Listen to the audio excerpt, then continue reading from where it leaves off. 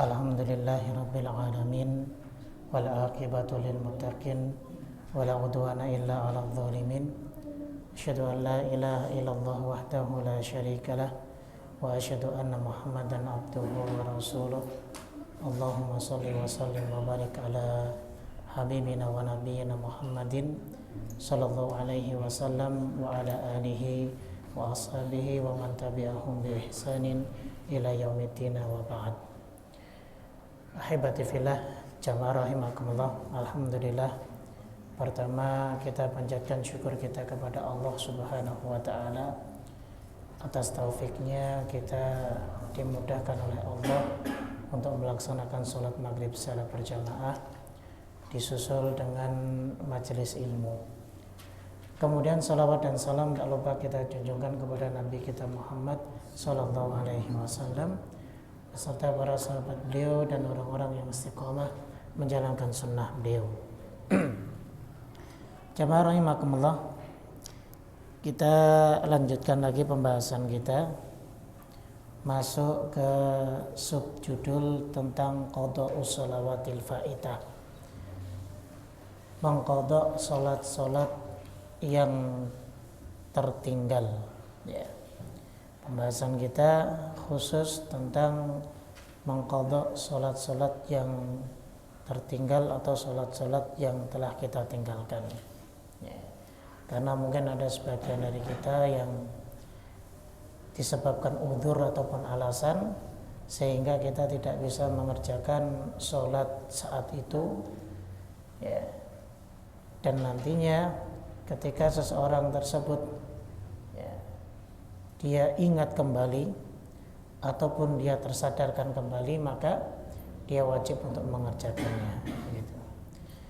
Maka kita akan bahas di sini, ya, secara singkat, ya. Mudah-mudahan bisa difahami di waktu yang singkat pula. Baik, kita mulai pembahasan kita. Pertama adalah makna qada terlebih dahulu. Qada itu kalau secara bahasa adalah al-hukmu wal ada, hukum dan penunaian, itu disebut qada. Makanya ada qada udain, yaitu membayar hutang, ya. Ada qadaul masalah, yaitu hukum-hukum permasalahan. Ini secara bahasa. Adapun secara istilah adalah fi'lul wajibi ba'da waqtihi, mengerjakan kewajiban di luar dari waktunya, itu disebut qada. Misal kalau sholat zuhur ternyata dia kerjakan di waktu maghrib misal, maka ini disebut qada. Sholat asar dikerjakan di waktu subuh misalnya, ini disebut qada, yaitu mengerjakan sholat yang mana waktunya itu bukan waktu yang ia tinggalkan, begitu. Taib. Kemudian al-faitah, makna faitah adalah as-shalatul lati kharaja waqtaha al-muhaddad laha, yaitu sholat yang waktunya telah keluar dari batas waktu yang ditentukan. Jadi pembahasan kita adalah yaitu mengerjakan kewajiban, yaitu sholat yang dimana waktunya itu sudah keluar dari waktu yang seharusnya dia mengerjakan pada waktu tersebut, begitu. Ya. Di sini disebutkan waqad haqqaqna annahu la yuqda minas shalawat illa ma kharaja waqtaha bi udhrin. Jadi telah ditegaskan pada pembahasan-pembahasan kita yang lalu bahwa sholat-sholat yang keluar dari waktunya itu tidak boleh diqadha kecuali karena ada alasan. Kalau kita meninggalkannya dengan sengaja, maka ini bukan alasan yang syar'i. Misal ada orang yang tidak sholat selama bertahun-tahun, maka wajib diqadha enggak? Ya tidak wajib diqadha. Cuma dia diperintahkan untuk bertaubat kepada Allah, ya, mengakui kesalahan yang telah lalu atas dosa-dosa dia meninggalkan sholat wajibnya. Jadi Islam tidak memberatkan kemudian mengqadha berapa sholat yang sudah ditinggalkan, ya. Berapa waktu yang telah kita tinggalkan pada saat itu. Makanya, ya, meskipun ada beberapa pandangan yang wajib untuk mengqadhanya, tapi pandangan yang lebih kuat adalah bahwa dia tidak wajib untuk mengqadhanya, ya. Tapi dia harus bertobat, benar-benar bertobat kepada Allah. Lalu kemudian dia perbaiki kehidupannya dengan melaksanakan kewajiban sholat 5 waktu. Begitu, ya. Baik. Khilafan li jumhuril ulama. Ya. Ini berbeda pandangan dengan mayoritas para ulama yang mereka tetap bahwa qadha itu harus dilaksanakan, baik itu meninggalkannya karena alasan ataupun tanpa alasan. Itu mayoritas ulama, ya. Tapi kita kemarin lebih condong kepada pendapat yang jika yang ditinggalkan itu sudah bertahun-tahun, ya cukup kita bertobat saja kepada Allah Subhanahu wa taala, dan kita memohon agar Allah memberikan taufik terus kepada kita untuk memperbaiki ibadah sholat kita yang 5 waktu, begitu. Tayyib. Kemudian, hal yajibu qada'ul faitah 'alal faur. Misalnya kita ingin mengqadha sholat kita atau mengganti sholat yang telah kita tinggalkan. Ya. Saya contohkan, misal kalau kita ini belum sholat asar. Dari jam 2 siang kita tertidur, bangun-bangun 6:30. Artinya sholat asar kelewat, tapi kita masih punya waktu untuk sholat maghrib. Karena sabda Nabi SAW, idza nama ahadukum, jika salah seorang dari kalian tertidur,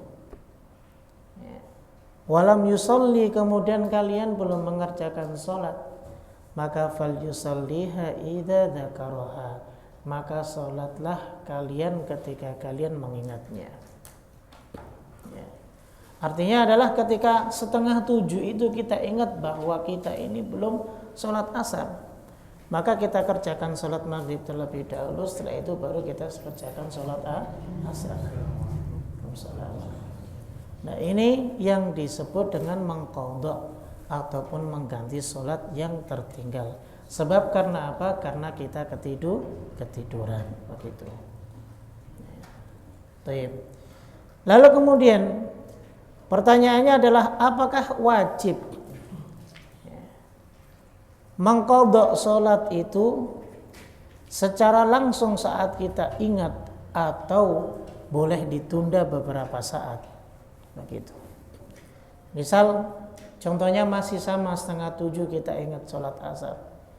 Oh iya, ini belum sholat asar, ntar deh jam 9 malam. Nah, gitu. Udah ingat, Allah ingatkan kita untuk mengerjakan kewajiban, masih ntar dulu.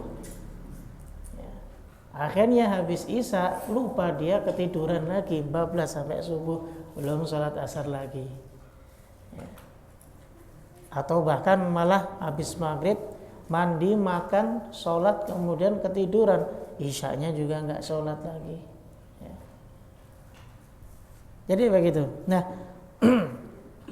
apakah diperbolehkan, ya, mengqadha sholat itu harus pada waktu itu pula ketika kita mengingatnya? Nah, di sini para ulama berbeda pendapat, ya. Pendapatnya Malikiyah dan Hanabilah, ya, mengatakan bahwa harus segera, tapi segeranya pun ya tidak terburu-buru, begitu. Wah, langsung bangun, oh ya, belum sholat nih, langsung burut, enggak. Ya biasa saja, tapi tetap disegerakan, begitu. Adapun pendapatnya Hanafiyah dan Syafi'iyah bahwa menyegerakan itu hanya anjuran dan dia boleh untuk menundanya, begitu. Dalilnya apa? Dalilnya ketika Nabi SAW dan para sahabatnya pernah mengalami keterlambatan dalam sholat subuh. Ketika itu Nabi segera bangun dan membangunkan semua para sahabat. Saat itu matahari sudah mulai naik.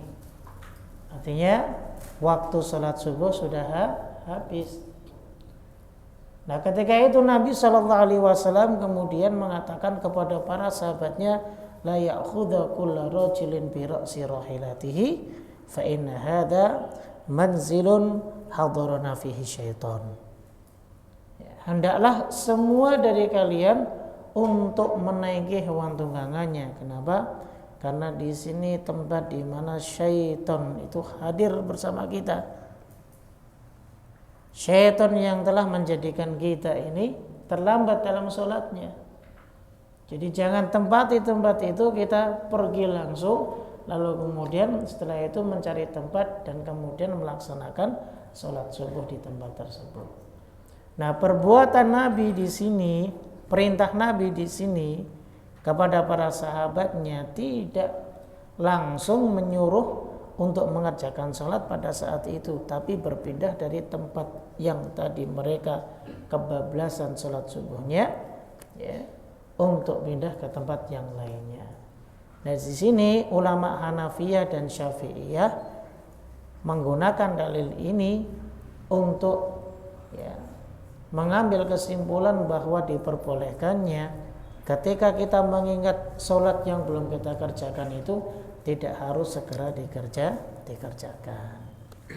Jadi boleh ditunda. Begitu. Baik. Nah, pandangan ini dijawab oleh kalangan dari Malikiyah dan Hanabilah. Ya. Nabi SAW menyuruh untuk pindah dari tempat itu karena itu tempatnya syaitan ngumpul. Makanya disunahkan bagi kita jamaah, kalau seandainya kita berada di sebuah tempat kok tempat tersebut selalu melalaikan kita dari ibadah kepada Allah, maka kita dianjurkan bahkan diperintahkan untuk meninggalkan tempat itu. Kita harus hijrah. Ini yang disebut dengan hijratul makan, hijrah tempat. Nah, kalau tempat itu tidak mendukung kita, mensupport kita untuk ibadah kepada Allah, kita tidak punya kawan atau sahabat untuk saling menasehati dengan sesama. Lah untuk apa kita tinggal di tempat tersebut? Wong tujuan kita diciptakan Allah itu untuk ibadah. Artinya kalau kita masih berada di tempat tersebut berarti tidak ada motivasi bagi kita untuk terus ibadah kepada Allah. Begitu. Jadi begitu. Jadi Nabi menundanya disebabkan karena Nabi tidak mau menggunakan tempat tersebut karena tempat tersebut melalaikan beliau dan para sahabat untuk mengerjakan sholat subuh pada saat itu. Nah, itu bantahan dari pendapatnya Maliki, dari pendapatnya Syafi'iyah dan Hanafiyah dari kalangan ulama Malikiyah dan Hanabilah. Begitu. Wallahu a'lam, tapi pendapat yang banyak diambil oleh para ulama khalaf adalah pendapat menyegerakan ya tapi tidak terburu-buru. Jadi begitu. Nah, ini tentang mengqadha, ya tetap disegerakan tapi juga tidak diburu-buru gitu. Baik. Jamaah sekalian rahimakumullah, kemudian tartibu fi qada'il fawaid. Apakah wajib secara tertib ketika kita mengqadha salat-salat yang tertinggal? Contoh, kita belum salat zuhur. Nah, disebabkan karena kita lupa, mungkin karena kesibukan dan yang lainnya, sebab kita menunda salat di awal waktu, kemudian kita tersibukkan dengan urusan yang lainnya. Kemudian masuk waktu asar, saat itu kita baru ingat bahwa kita ini belum sholat zuhur. Kasusnya demikian. Baik, ketika terjadi hal seperti itu, apakah kita sholat zuhur dulu kemudian asar? Atau kita mengambil sholat asar dulu karena itu waktu asar, lalu kemudian kita sholat zuhur. Nah, ini pernah terjadi saat perang Khandaq. Perang Khandaq itu musuhnya adalah 10.000 pasukan kafir. Ya. Mereka dari kalangan Yahudi, kemudian dari kalangan orang-orang musyrik, di antaranya adalah dari Bani Ghatafan dan orang-orang Quraisy. Mereka bergabung hendak menyerang Madinah yang saat itu kaum muslimin jumlahnya itu tidak lebih dari 3.000. Penduduk Madinah yang kaum muslimin jumlahnya tidak lebih dari 3.000. Artinya kalau diserang 10.000 kira-kira ya, bagaimana? Habis. Habis. Kecuali kalau kita punya tongkatnya Harry Potter. Itu khayalan Pak ya. Kalau andaikan ada pun di zaman Nabi pastinya ada. Nabi perang ketika pelipisnya terkena terkena panah ya tetap berdarah. Ya. Makanya nggak ada ilmu tahan bacok, ilmu tahan pukul itu dalam Islam itu tidak ada. Itu. Nah, diceritakan dari Jabir bin Abdullah, ketika itu Umar bin Khattab datang pada Yaumul Khandaq. Ya. Umar ini datang setelah matahari ini terbenam. Bayangkan. Ya. Setelah matahari itu terbenam. Kemudian Umar berkata, "Ya Rasulullah, makitu usolil asar." Aku belum sholat asar. Tapi matahari sudah terbenam, bagaimana? Dan Nabi juga akhirnya tersadarkan, wallahi ma shallaituha, aku juga belum sholat. Bagaimana mereka tidak lupa dengan sholat? Ya, ini musuh 10.000 jamaah. Ya. Bentengnya kaum muslimin itu hanya parit yang digali oleh mereka. Yang lebarnya kuda sekuat apapun tidak bisa melompat, dan dalamnya ketika kuda itu masuk tidak bisa naik lagi. Itu keadaan parit yang sudah digali oleh kaum muslimin. Itu berbulan-bulan loh penggalian parit itu. Sampai kalau kita kembali kepada sirah nabawiyah itu, cerita perjalanan hidup Nabi SAW, di situ banyak sekali kejadian-kejadian yang meyakinkan, lebih memantapkan keimanan para sahabat, seperti mukjizat-mukjizat yang Allah perlihatkan kepada mereka kaum muslimin dari Nabi SAW. Itu. Dan Nabi kemudian mengatakan, wallahi ma shallaituha, aku belum sholat. Fatawadda'a wa tawadda'na, kemudian beliau wudu dan kami pun wudu saat itu. Fasalla al-asra ba'da ma gharabati syams, thumma shalla ba'dahal maghrib. Beliau sholat asar terlebih dahulu, padahal saat itu sudah masuk waktu maghrib. Tapi yang dikerjakan sholat asar dulu. Setelah itu baru beliau mengerjakan sholat maghrib.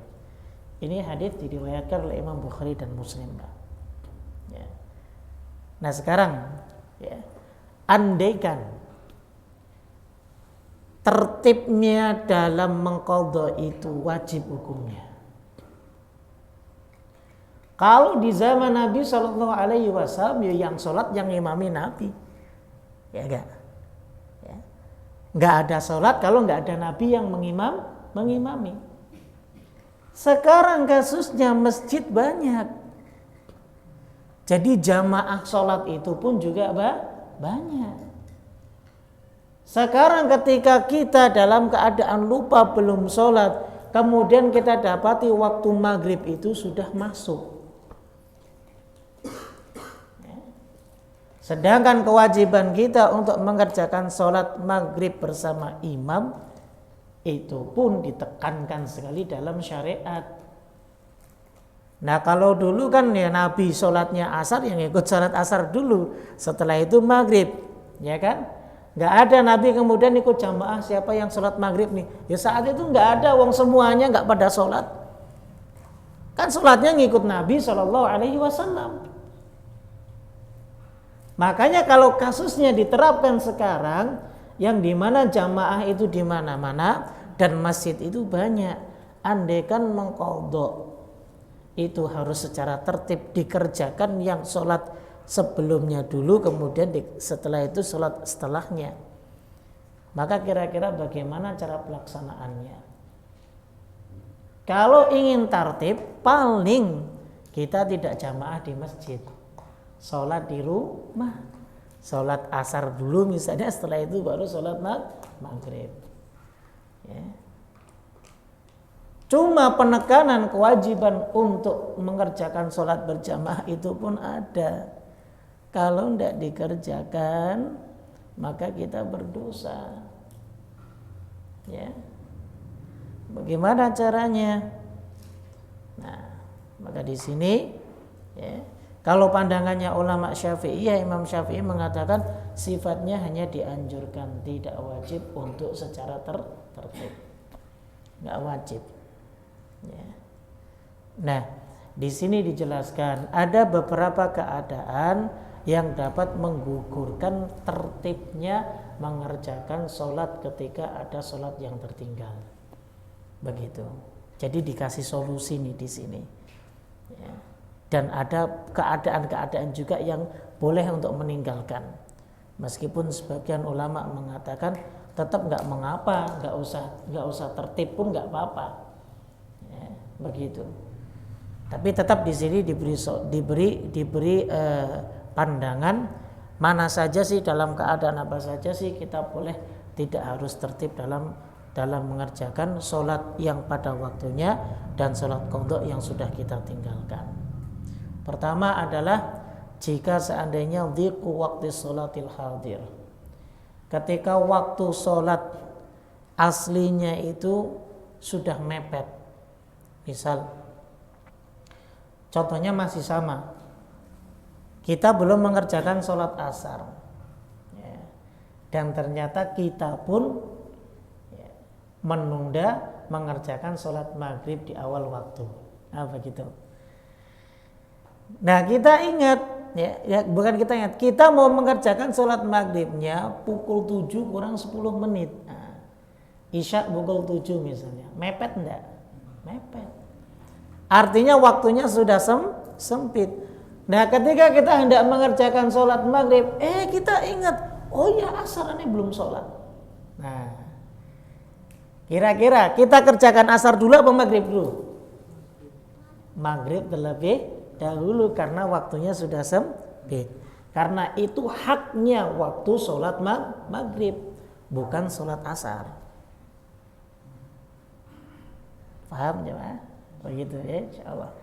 Jadi begitu, artinya kita kerjakan sholat maghrib terlebih dahulu, setelah itu baru kita boleh mengerjakan sholat asar. Nah, jadi boleh ya, tertib itu gugur sebab karena sempitnya waktu saat kita hendak mengerjakan sholat hadirnya tersebut. Itu pertama. Kemudian yang kedua adalah fawatul jamaah. Kalau kita kerjakan sholat yang tertinggal itu duluan, maka kita nggak mendapatkan jamaah. Nah, ini kasus yang tadi sudah saya contohkan. Ya. Kalau dulu di zaman Nabi kan seperti yang saya katakan tadi, sahabat itu ya sholat ngikutnya sama Nabi, nggak ada jamaah lain kecuali jamaahnya Nabi kan, begitu. Nah, kalau sekarang kan jamaah banyak. Ya. Berada di mana-mana, begitu. Nah, akan tetapi kewajiban sholat berjamaah tetap ada pada kita. Lah bagaimana ketika kita ingat saat itu bertepatan dengan kita ingin mengerjakan sholat yang hadir? Ingat belum sholat asar, sudah masuk waktu maghrib dan kita harus menunaikan sholat maghrib secara berjamaah. Nah, maka yang seperti ini gugurlah ya untuk mengerjakan secara tertib. Jadi antum sekalian sholat maghrib berjamaah dulu, baru setelah itu sholat asar ya, sholat asar. Nah, baik, ini pendapatnya Imam Ahmad dan ini dipilih oleh Ibnu Taimiyah rahimahullah taala. Gitu. Baik, ada satu pendapat, ada satu pandangan ya. cara mengerjakan agar supaya tetap mendapatkan jamaah, akan tetapi ya, dia mengerjakannya secara tertib. Ya. Sebagai contoh misal, seseorang belum sholat zuhur, kemudian dia ingat saat sudah masuk waktu asar. Nah, cara mengerjakannya bagaimana? Cara mengerjakannya adalah tetap dia ikut berjamaah dengan imam yang mengerjakan sholat asar, tapi dia niatnya sholat zuhur. Begitu. Karena para ulama punya berpandangan bahwa khilafun niyah, perbedaan niyah bainal imami wal ma'mum, antara imam dan makmum itu ya justru diperbolehkan. Ya, diperbolehkan. Imam niatnya sholat asar, tapi makmum niatnya sholat zuhur. Itu sebagian para ulama membolehkan. Tapi yang jelas ini nanti akan terjadi perdebatan yang panjang kalau kasusnya seperti ini. Makanya pendapat yang lebih bisa kita kerjakan dalam kehidupan kita ya pendapat yang pertama tadi, ya, itu bisa gugur tertib sholatnya ya disebabkan karena di situ kita mendapatkan jamaah. Gitu. Nah ini pun nanti akan kita bahas juga dalam sholat ketika kita safar. Nah begitu nanti ya.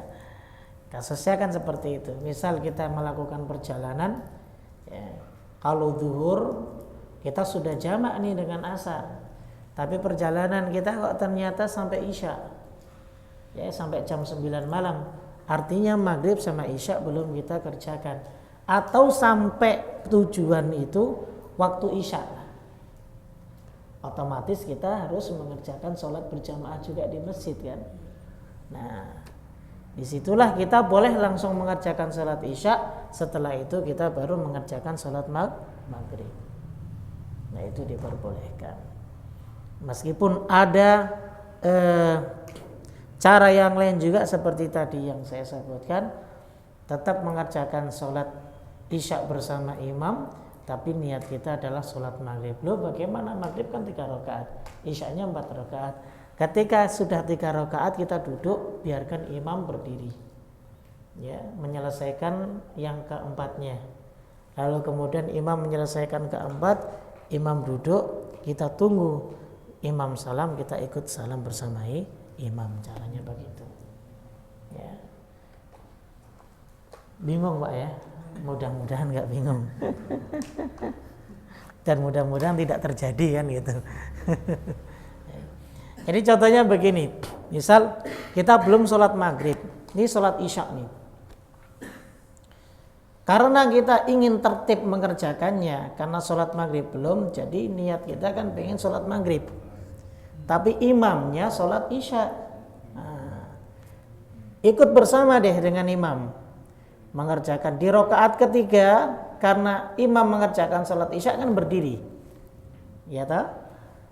Nah kita duduk, dan duduknya kita menunggu sampai imam mengerjakan sholat yang rakaat keempatnya dan duduk. Nah, ketika sama-sama sudah duduk nih, imam salam, kita ikut salam begitu. Ya. Ini banyak juga. Ini cara yang masyhur juga.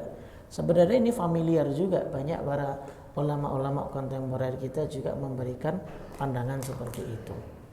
Tapi sekali lagi bahwa tadi sebenarnya ini kasus yang sebenarnya sudah dibahas di zaman dulu kan. Artinya ini bisa menggugurkan tertibnya kita ketika kita meninggalkan ataupun terlupa dalam mengerjakan sholat yang sebelumnya begitu. Nah itu yang kedua, yaitu fawatul jamaah, ya, karena khawatir tidak mendapatkan sholat berjamaah. Kemudian yang ketiga adalah fawatu ma la yumkinu qada'uhu ala wajhil infirad. Ya. Dia khawatir, ya, ketinggalan sholat yang dimana tidak mungkin diqadha secara munfarid ataupun secara sendirian. Seperti sholat Jum'ah, ya kan? Kira-kira sholat Jum'ah ini bisa diqadha enggak? Kan enggak bisa diqadha. Ya. Cara mengodoknya bagaimana? 2 rakaat, kan tidak. Kalau terlewatkan sholat Jumat ya berarti kita mengerjakannya 4 rakaat. Ya. Jadi bagi yang 2 rakaat itu yang hadir mengerjakan sholat Jumat. Tapi bagi yang tidak hadir mengerjakan sholat Jumat, maka dia mengerjakannya 4 rakaat seperti sholat zuhur. Itu yang ketiga. Baik. Kemudian yang keempat adalah an-nisyan, karena lupa. Nah itu boleh, tidak tertib. Ya. Dan yang kelima adalah al-jahlu, yaitu karena jahil, tidak paham, tidak tahu hukumnya, bahwa tertib itu wajib. Dan sekali lagi bahwa wajib ini kan hanya sebagian pandangan ulama. Tapi ulamanya Syafi'iyah, Imam Syafi'i berpandangan bahwa ini tidak wajib, ini sifatnya hanya anjuran begitu. Perbuatan Nabi itu yang dilakukan Nabi melakukan salat asar dulu, setelah itu maghrib, ya disebabkan karena sekali lagi tadi nggak ada jamaah lain kecuali jamaah sholatnya Nabi SAW.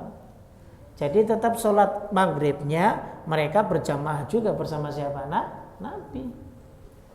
Begitu. Tayyib, nah itu Allah alam 5 hal yang membatalkan ataupun menggugurkan tertibnya dalam mengerjakan sholat ketika ada satu sholat yang tertinggal. Nah itu ya. Tayyib. Selesai pembahasan kita tentang hal-hal terkait dengan masalah qadha sholat. Tayyib. Ada satu bahasan lagi tentang qadha sholat di sini adalah yaitu sifat mengqadha. Ya, sifat mengqadha sholat. Ya. Ada 2 pandangan jamaah. Misal yang ditinggal itu adalah sholat sirriyah. Sholat sirriyah itu adalah sholat zuhur sama asar yang tidak bunyi. Itu. Akan tetapi mengqadhanya di waktu-waktu jahriyah. Nah, di waktu-waktu yang seharusnya sholat itu disuarakan, dibunyikan. Misal dia teringatnya waktu maghrib, dia teringatnya waktu isya, begitu. Baik. Apakah dia tetap disirkan, tidak bersuara, atau dia dijaharkan? Nah ini juga terdapat 2 pandangan. Inilah fikih, ya. Selalu ada 2 pandangan minimal. Ya. Minimal ada 2 pandangan. Baik. Pandangan yang pertama menyatakan bahwa jika dia ingatnya di waktu-waktu jahriyah, sholat jahar, ya maka dia dijaharkan. Ya. Tapi jika dia sholat jahar kemudian ingatnya di waktu sir, maka dia disirkan. Misal lupa sholat maghrib, ingatnya jam 2 siang. Nah, Insya Allah. Jadi tidak perlu dikeraskan, katanya begitu. Tapi ya, kalau kita kembali kepada pendapat yang satunya ya bahwa ya kalau sholat sirriyah ya sesuai dengan haknya disirkan. Kalau sholat jahriyah ya juga sesuai dengan haknya harus dijaharkan. Begitu. Ya. Wallahu a'lam bishawab. Tapi ya, kalau bagi yang menganut madzhabnya Syafi'iyah ya dia disesuaikan dengan waktu mengqadhanya. Kalau waktu mengqadhanya tadi lupa waktu zuhur berarti dikerjakan waktu maghrib misalnya dikeraskan kayak sholat isya saja ya. Lupa mengerjakan sholat isya dikerjakan waktu zuhur besoknya maka dipelankan suaranya. Nah jadi begitu ya, wallahu taala alam bishawab. Kemudian yang terakhir adalah adzan dan iqamah dan jamaah pada sholat faidah. Ini disyariatkan bagi siapa yang telat dalam sholatnya atau ingin mengqadhanya. Di situ juga disunahkan untuk diadzani dan diiqamahi. Ya, nanti ada bahasan tentang adzan dan iqamah. Yang jelas adzan dan iqamah ini merupakan zikrullah, Sehingga apa? Boleh kita adzan dan boleh kita iqamah. Ya, boleh dua-duanya. Atau cukup dengan iqamah saja pun tidak mengapa. Tapi jika ini dengan adzan, maka itu lebih baik. Dan ingat dong, keutamaan adzan itu jamaah luar biasa besarnya. Ya. Nanti akan kita bahas setelah pembahasan ini insyaallah. Tayyib. Masih lama ya insyaallah ya. Baik, kita masuk ke subjudul yang berikutnya. Singkat saja ya. Singkat saja biar antum ini pastinya sudah ada pandangannya lah. Tentang waktu-waktu yang dilarang untuk mengerjakan sholat. Nah, ada beberapa waktu yang dilarang bagi kita untuk mengerjakan sholat jamaah. Kecuali sholat itu sendiri ya. Kapan waktunya? Ba'da sholatil fajri hatta tartafi asyams qaidar rumh. Yaitu setelah sholat subuh. Sampai mana? Sampai matahari itu terbit. Maka tidak boleh. Ya. Kecuali sholat subuh itu sendiri saya katakan. Tapi dilarang untuk mengerjakan sholat selainnya. Kecuali sholat subuh itu sendiri. Misal, ya, subuh kita kan misal jam 4 ya. Berarti kalau kita sudah mengerjakan sholat subuh, setelah itu nggak ada sholat lagi. Artinya nggak ada sholat-sholat yang lain. Kecuali sholat subuh itu sendiri. Misal ada orang yang telat, bangunnya jam 5, tapi kan masih waktu subuh tuh. Ya maka dia boleh mengerjakan. Karena itu kewajiban dia mengerjakan sholat subuh. Begitu. Itu waktu yang pertama. Begitu pula yang dilarang adalah ba'da sholatil asr. Hatta taghrubasy syams, setelah salat asar sampai matahari terbenam, itu nggak boleh. Ya. Jadi nggak ada salat sunnah, salat apa di situ nggak ada. Dan yang ketiga adalah waktu zawal, ketika matahari itu tepat di atas kepala kita di siang hari, itu mendekati zuhur. Ya. Nah, ini 3 waktu ini merupakan waktu yang terlarang untuk mengerjakan sholat, kecuali ada beberapa hal. Kecuali yang pertama ya, pada waktu Jumat. Pada waktu Jumat. Jadi meskipun matahari itu berada tepat di atas kepala kita, maka di situ diperbolehkan karena ada hadis yang mengkhususkan waktu tersebut kita disunahkan untuk memperbanyak mengerjakan sholat mutlak. Sudah tahu Pak sholat mutlak? Ini biasanya yang salah prakteknya. Sholat mutlaknya tahu, yang penting sholat kan 2 rakaat kan. Itu yang disebut dengan sholat mutlak. Jadi tidak ada dalil yang khusus tentang sholat ini. Tapi itu sebagai nafilah tambahan ibadah kita. Boleh. Niatnya apa? Niat sholat mutlak. Sholat saja 2 rakaat. Biasanya itu disunahkan ketika kita masuk masjid ya, di hari Jumat ya, sampai imam itu naik ke atas mimbar, maka kita disunahkan untuk memperbanyak sholat mutlak. Yang terkadang pelaksanaannya di masyarakat itu dibatasi. Biasanya kalau sudah hampir adzan, nanti DKM-nya mengumumkan silakan bagi yang mau mengerjakan sholat mutlak 2 rakaat kan begitu. Ini namanya tahdid, pembatasan. Padahal dalam sholat mutlak itu tidak ada pembatasan. Harusnya kita kerjakan terus itu semenjak kita masuk masjid terus. Ya. Jadi tidak perlu DKM masjid itu menyediakan waktu untuk mengerjakan sholat mutlak, nggak perlu. Kalau memang itu sudah waktunya sholat mutlak, itu. Jadi silakan kerjakan, jamaah mengerjakan.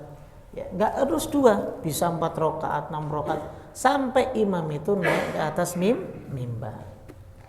Nah, jadi begitu. Nah, waktu itu kan sebenarnya waktu dilarang jamaah, tapi itu diperbolehkan karena ada hadis khusus. Hadis diriwayatkan oleh Imam Bukhari. Pada hari Jumat kata Nabi SAW di hadis yang panjang ya, Beliau menyebutkan tsumma yusalli ma kutiba lahu.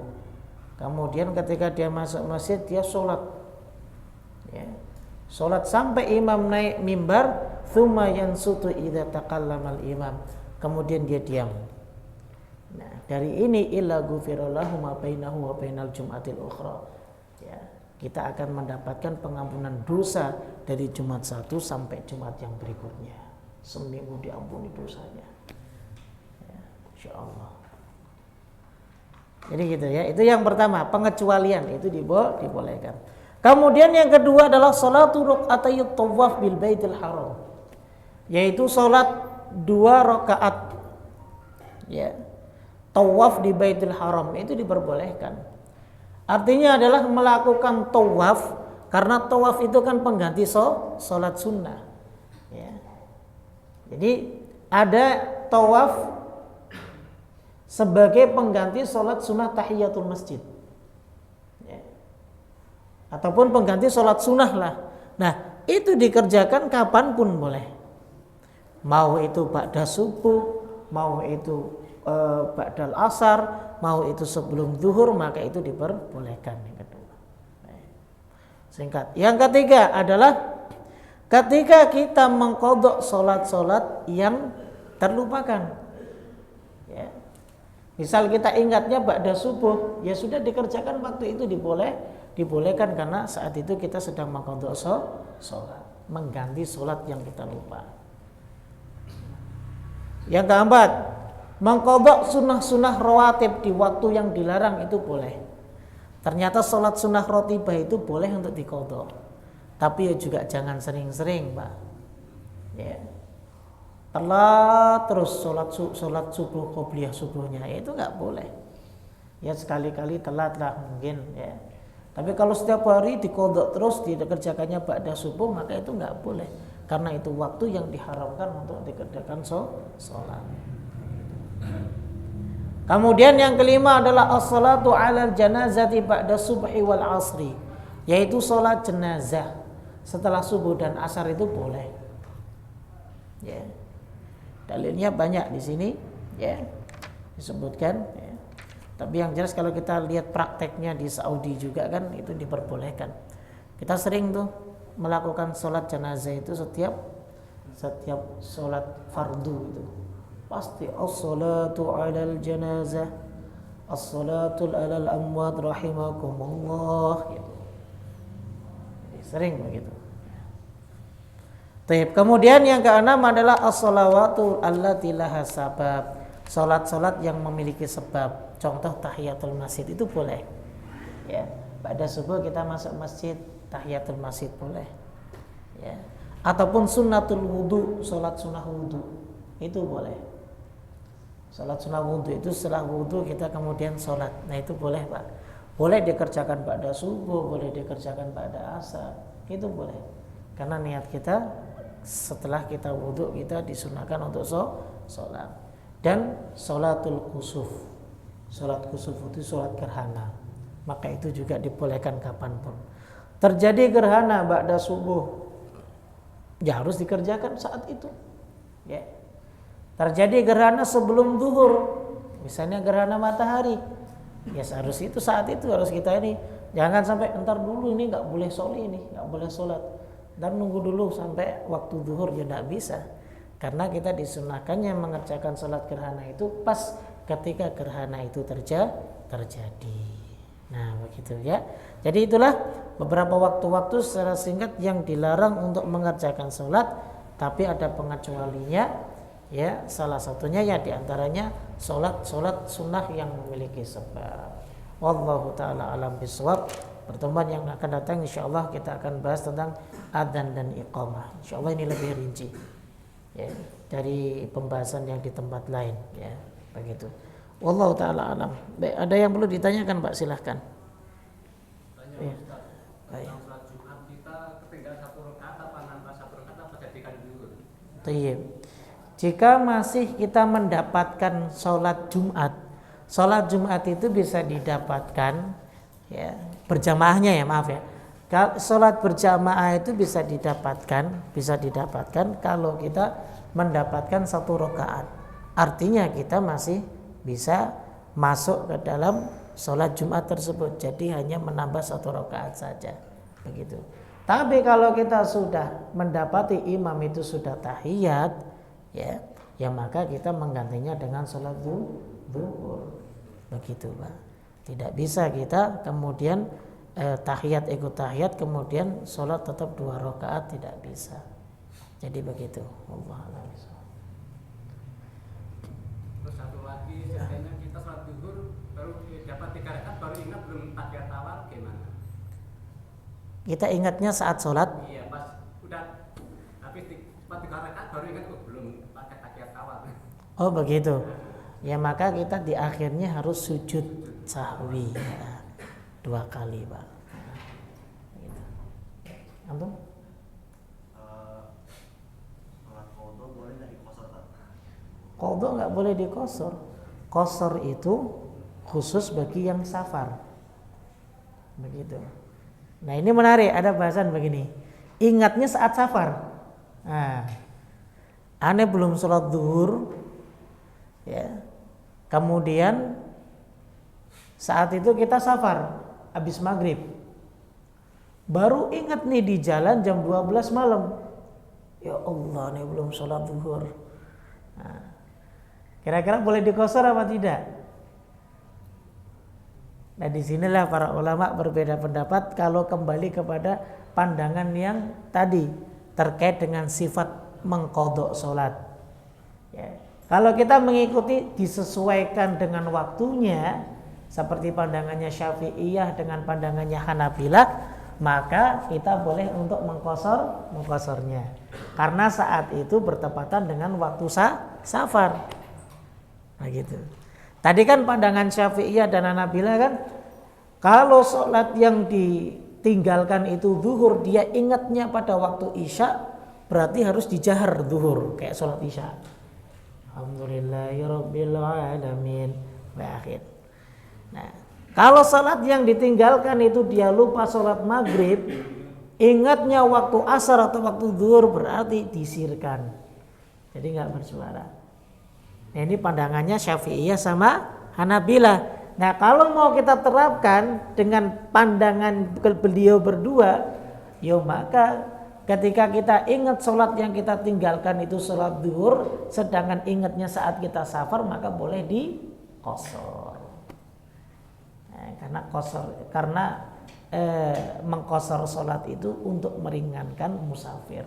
Safar itu masyaqqah loh. Makanya kata Nabi itu safar itu qit'atun minal adab. Safar itu potongan dari adab. Bagaimana orang-orang itu dulu, mereka ketika bersafar itu benar-benar ya menguras tenaga, energi dan juga menguras harta. Makanya dikatakan waktu juga. Ya, makanya dikatakan safar itu qit'atun minal adab. Sehingga kenapa doa mustajab di waktu kita safar? Karena saat itu kita benar-benar diuji kesabarannya oleh Allah Subhanahu wa taala, sehingga ketika itu doanya mustajab.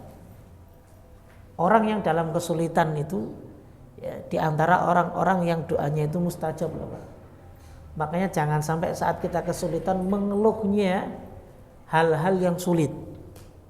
Jangan. Ketika kita mendapatkan kesulitan, maka seharusnya waktu itu kita gunakan untuk berdoa yang baik. Jangan berdoa yang buruk. Kesulitan, ya Allah, ini miskin terus begini. Ente dimiskinin Allah. Saat itu kita minta sama Allah, ya Allah, mudahkanlah rezeki hamba ya Allah. Doanya begitu. Karena dalam waktu-waktu benar-benar terpepet seperti itu mustajab. Contohnya kasusnya Rasulullah SAW ketika perang Badar kan. Sudah mau kalah tuh kaum muslimin, ya, sudah mau kalah, benar-benar sudah terpepet. Akhirnya beliau beristighotsah, ya Allah, intuhlik hadhil isabah lan tu'bad fi hadzal ard. Andaikan kelompok ini, kaum muslimin ini binasa semuanya, maka selama-lamanya engkau enggak akan disembah di atas muka bumi. Karena memang saat itu kaum muslimin masih dalam keadaan minoritas, ya. Nah, doa itu cocok gitu. Kalau sekarang nah ya, ntar jangan ngobrol masalah itulah. Ya. Saat itu memang Nabi mengutarakan seperti itu benar karena kasusnya memang perjuangan dakwah. Dia dakwahnya itu bukan dakwah orang yang awam kenal Islam. Ini agama baru yang dibawa begitu. Sehingga doanya dikabulkan langsung oleh Allah. Dalam surat Al-Anfal disebutkan kan ittastagitsuna rabbakum fastajaba lakum anni mumiddukum bi alfi minal malaikati murtifin. Dikirim beribu-ribu malaikat berbonceng-bonceng ya, menolong pasukan kaum muslimin. Nah, itu waktu-waktu terdesak tuh. Sekali lagi ya. Waktu-waktu terdesak, waktu-waktu gundah, waktu-waktu sempit. Itu jadikan waktu kita itu untuk meminta kepada Allah dengan serius. Itu mustajab loh Pak. Ya. Makanya sebenarnya ujian kesempitan harta, kesempitan apapun, itu Allah pengen coba nih hambaku ini mau mengadu kepadaku enggak. Itu. Ya. Tapi ya umumnya karena awam kita nggak paham tentang itu, sehingga ya kita justru malah mengeluh dan justru malah mencaci takdir Allah Subhanahu wa taala. Waliyadzubillah. Baik, sudah Isya ya. Kita cukupkan. Subhanakallah wa bihamdik asyhadu an la ilaha illa anta astaghfiruka wa atubu ilaik. Assalamualaikum warahmatullahi wabarakatuh.